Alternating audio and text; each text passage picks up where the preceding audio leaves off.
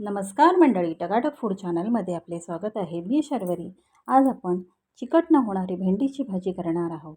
त्यासाठी साहित्य आपल्याला जास्त लागणार नाही आहे. चला तर रेसिपीला सुरुवात करूया. सुरुवातीस मी इथे भेंडी स्वच्छ धुवून घेतलेली आहे.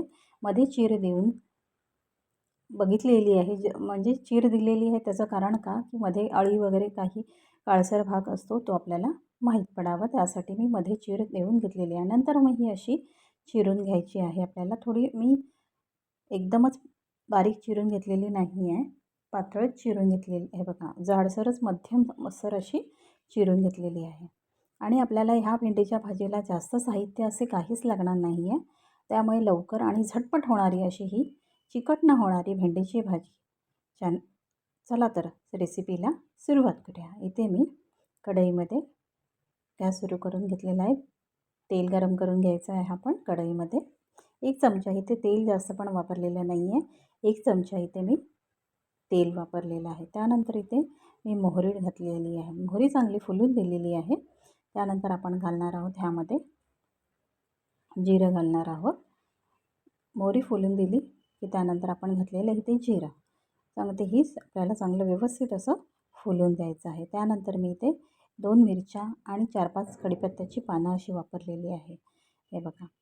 नंतर ते आपल्याला व्यवस्थित असं परतून घ्यायचं आहे. ते छान झालं की आपण काय करणार आहोत, इथे पाव चमचा हिंग घालणार आहोत. ते सुद्धा फुलून द्यायचं आहे. त्यानंतर आपण घालणार आहोत इथे हळद.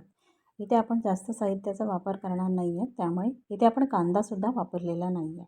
त्यानंतर आपण ही भेंडी व्यवस्थित अशी चिरलेली आहे ती आपण यामध्ये घालणार आहोत. लवकर शिजावे त्यासाठी मी इथे थोडंसंच मीठ वापरलेलं आहे आणि व्यवस्थित असं परतून घ्यायचं आहे आपल्याला. हे बघा, परतून घेतल्यानंतर आपण इथे झाकण ठेवणार आहोत. पाणी न ठेवता आपल्या ही भेंडीची भाजी वाफेवरच शिजणार आहे. थोडं वेळ झाल्यानंतर आपण इथे परत एकदा चेक करूया. नंतर आपण काय करूया, थोडं परतून घेऊया. असं परतून घेतल्यानंतर थोडा वेळ परत आपण झाकण ठेवणार. असं हे मी 2-3 वेळा केलेलं आहे. हे बघा, आता आपली भेंडीची भाजी एक शिजलेलीच आहे. त्यानंतर आपण घालणार आहोत इथे ओलं खोबरं किसलेलं घातलेलं आहे. चांगलं परतून घ्यायचं आहे. ते पण शिजलं पाहिजे, त्याच्यासाठी मी परत एकदा झाकण ठेवलेलं आहे आणि परतून घ्यायचं आहे. हे बघा, व्यवस्थित मिक्स झालेलं आहे ते. आता एक वाफ काढून घेतली होती. हे बघा, भेंडीची भाजी आपली तयार झालेली आहे. तुम्हाला ही भेंडीची भाजी कशी वाटली कमेंटमध्ये जरूर सांगा. चॅनलवरती नवीन असाल तर सबस्क्राईब करायला विसरू नका. ही भेंडीची भाजी भाकरीबरोबर, तांदळाच्या भाकरीबरोबर, चपातीबरोबर तुम्ही खाऊ शकता, एन्जॉय करू शकता. Bye bye. टकाटक रहा. Take care.